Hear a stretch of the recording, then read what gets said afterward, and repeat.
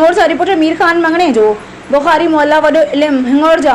जो रहवासी सैयद कुर्बान अली शाह बुखारी पंहिंजे मथां थियल कातलाणो हमले ख़िलाफ़ अॼु हिते सिंध प्रेस क्लब हिंगोर जो ऑफिस पहुची हमलावर सैयद रज़ा शाह ऐं संदसि आले रज़ा शाह ख़िलाफ़ दाईंदे चयो त हू रसूलाबाद रहवासी आहे जेके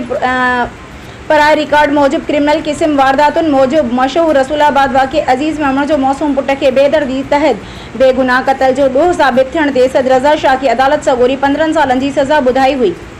जेका हिन पूरी करे आज़ाद थियण बाद हिंगोर जा शहर में रिहाइश अख़्तियार करे वरिती आहे, जेको हिन वक़्तु ॾियोहारी क़िस्म जे माण्हुनि सां उथण वेहण तोड़े सरियाम मंशात आइस जहिड़ी लानती कारोबार में फ़ाहिशी क़िस्म जो कारोबार करे